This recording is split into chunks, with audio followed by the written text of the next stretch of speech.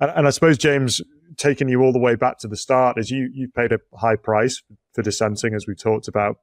And in many ways, you probably wish life could have been a bit easier for the last 3 years, and it hasn't been. But you have paved the way. If we look at some of the findings within these reports, the apology that you received that seemed to say the concession that these views are valid. And so I think there'll be people watching, listening, who are in those positions of influence within an organization, who might ask what they can do if they're concerned about the direction or the policy direction of the organizations they work for. What if you had the ear of those people who were seeing their organization lurch in this direction? What would you tell them to do?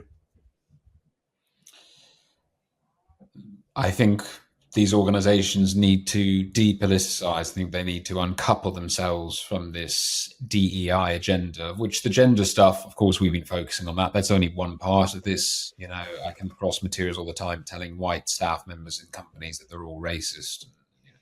But I think they need to completely depoliticize. There needs to be kind of a great reset that takes place, actually. And what we need to put in its place is a toolkit for these organizations to ensure that they are treating all of their staff with respect, and that they are crucially ideologically and politically neutral. We need to remove this notion that companies exist to be activists on a kind of global stage. You know, they should do what they're doing, which is selling the product or service, and do it well, and treat the staff and customers with respect, and that's it. Rather than using themselves as kind of political vehicles. So I think there needs to be a kind of complete reset of that. You know, and I'm thinking myself about in the future what these kind of companies could need. You know, I think that the problem is for any corporation, it almost feels like a necessity to have some sort of DEI training and some DEI, staff member. I mean, these terms roll off our tongue so easily now. The problem is that a lot of the places providing this training are pushing partisan, beliefs and views on these organizations. So I think there needs to be a new offering for these businesses, really, that I don't think currently exists, to kind of take the place of what we term DEI. I agree. And what's interesting is I think there might be an appetite for it, because there are some organizations that, albeit very few, but one high profile example comes to mind. Harley Davidson has just removed the DEI program. It came out with a statement saying this is how we're going to continue to make sure that we hire the best people and that we're not discriminating and all of those things. But we don't think we need a team, and we don't need these particular policies. Now, they've taken some flack for that, but as you can imagine, they're also getting lots of praise for it. And I know Helen Pluckrose, who has been on the podcast, she, albeit has been coming from a slightly different angle, but similar, is she gets people getting in touch with her on the side saying, how do I respond to this? I don't think we should be going down this path. What can I do? And she gives them advice, and she's written a whole book called The Counterweight Handbook, how you can potentially deal with these issues in your firms and say, I don't think we should be doing this. And so I think there is an appetite for it. And I hope that people like you, people like Helen, can satisfy that appetite. And maybe we can see, as you say, these more politically neutral organizations, and they get back to doing what they're doing. Because I've seen examples in my time in the corporate world of, and this is admittedly after the first set of lockdowns, is organizations enabling medical transitions, enabling surrogacy even for families. And I felt as though this may well be something an organization could end up regretting in future from a reputational perspective, but also you don't know what's going to happen in an individual's life that might make them think that that wasn't something their company should have been helping them do in those particular moments. So I don't know. Maybe we'll see buyer's remorse, and hopefully people like you will get called up to help people take a more measured approach to these matters. I certainly hope so. But I think on the ground, I think that the things are changing. Because I have people reaching out to me all the time from a variety of organisations, and that they're not happy with what's happening. And I think those people are growing in numbers. They're also growing in confidence when they've seen the outcome of myself and other people's litigation. So I think it's going to require a bottom-up and a top-down approach, to be honest. I think it needs to be empowering those at the ground level to kind of rise up and speak out against this stuff in their institutions. Equally, we need to try and change the minds of some of these senior leaders. And again, as I said earlier, I don't particularly care whether it's by how would I say it?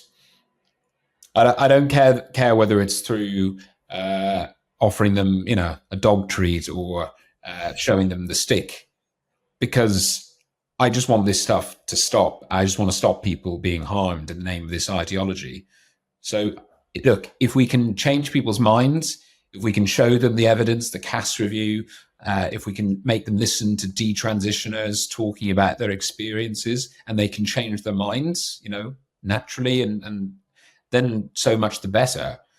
But if that doesn't work, and the only way that these people are going to listen is through threats of litigation and threats of boycotts from their customers, so be it. I'm happy to lead that charge if it's necessary. Well, on that note of you talking about trying to change minds is, well, amen to all of that. But on the topic of changing minds, what I'd like to ask every one of my guests before I let them go is, what have you changed your mind about during the course of your life or recently, and what was it that made you think differently?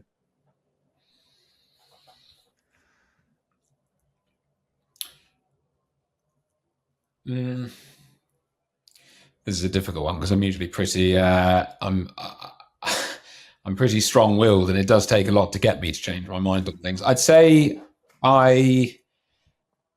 to be honest, I've started to change my mind on mental health provision and psychotherapy more generally. I mean, when I started training, I kind of viewed this as an unconditional good. I remember saying to some of my peers on my training course, I think everyone should have a therapist. And I genuinely meant that, because at the time I thought, there's no other space where you can just completely be yourself. You've got someone, the sole focus is on you. You can talk about your issues. It's confidential, all the rest of it. But now, what I've seen from some of the therapeutic practitioners and bodies that exist out there, what I've seen from the kind of tendency to medicalize young children from a young age and pathologize them and put labels on them, from how fragile I've seen we've created, the new generation, coddling them to the point that they lack any form of resiliency whatsoever, and kind of pushing victimhood narratives on them. I think mental health has played a part in this. I think some people have been harmed by mental health provision and psychotherapy. So I've changed my mind on that. I still fundamentally believe that when used correctly for the right people, mental health provision is a good thing, but I no longer think it's a universal good. It's interesting you say that. I also have had a similar arc, I would say, and I think therapy can be useful to help people take action in their lives when they've come stuck on some things, and it helps them figure out the right route, and they don't often get that from their other personal relationships. And I'm sure in those moments when people are suffering, those nadiyas that you can get in life, that there's nothing quite like having someone in your corner. But one thing I think I have noticed through how prevalent therapy and the therapeutic worldview has become is that we have lots of people who seem to be lacking a little bit of resilience now, where they almost use those as a bit of a blocker from doing things is one aspect. But there's another, as you talked about, this pathologizing, which makes people go out looking for things that might be wrong with them. And I don't necessarily know how healthy that is, to just constantly have in the background, to just have labels put on things so then you can finally make sense of something. And I know it can be a useful tool probably for some people to go, oh, well, that makes sense. But I have seen it in my personal life with others in my circle where it, that can become a blocker from them actually making any changes, or they become so overly analytical about something that they can't move forward because they're too busy tossing around everything in their mind. So, like anything, you think that when something becomes used more frequently, in this particular instance, that must be a universal good, as you talked about. But actually, you can get too much of a good thing. That's it. That's exactly how I feel. Well, maybe it was for the best that you're expelled from that course after all. You could have been locked into a career you didn't want. But all jokes aside, you've clearly got a lot to offer the world. I mean, for someone to be able to stand up without thinking about the consequences personally, but only to be acting on the consequences that you could see of harming other people that you don't even know who they are at this point. They're just people in the world. And then to go through what you went through, and none of it for public honor or recognition. And you've definitely created a space. And whilst I'm sure things are difficult and probably not quite clicking into place just yet, I have no doubt that someone who is thinking about how to help the world and how to help people step by step, and doing it with bravery and courage, and engaging with people across every institution and sector, is you're having an impact on people, and you're doing it in a way that isn't self-serving. You're not doing it because you're going out to have a positive impact on the world. You're doing it because you believe that you are ultimately fighting against bad. And I think, and I hope, that you get what you deserve in this life, because these last 3 years, I wouldn't have wished it on people. And as much as you get a public apology, it still doesn't take away from the fact that you were put through the ringer, and that seems entirely unfair to me. So anyway, I just wanted to finish with a more power to you, James, and I wish you all the best. No, thank you very much, John. I mean, those very kind words, and you know, they mean a lot. And you know, I've seen a lot of bad things over the last few years, but I've also seen a lot of generosity and kindness and warmth. You know, and I've in some ways I've seen the best of people as well through all of this. And if I can turn a bad situation into something good, then so much the better. I mean, you know, as far as I'm concerned, you know, we're put on this earth. You know, we could all go around trying to earn as much money as possible and all the rest of it. But I think for me personally, if I can spend my time doing something that has some sort of beneficial impact, particularly on something like child well-being, for which I think there is nothing more important than that, then as far as I'm concerned, that will be a life well lived. So yes, but thank you for the kind words. Well, you're welcome. Keep fighting the good fight. Before I let you go, we'll finish on decidedly less important matters, but people want to find out where they can see what you're up to. So where can people find you in the dark corners of the internet, James?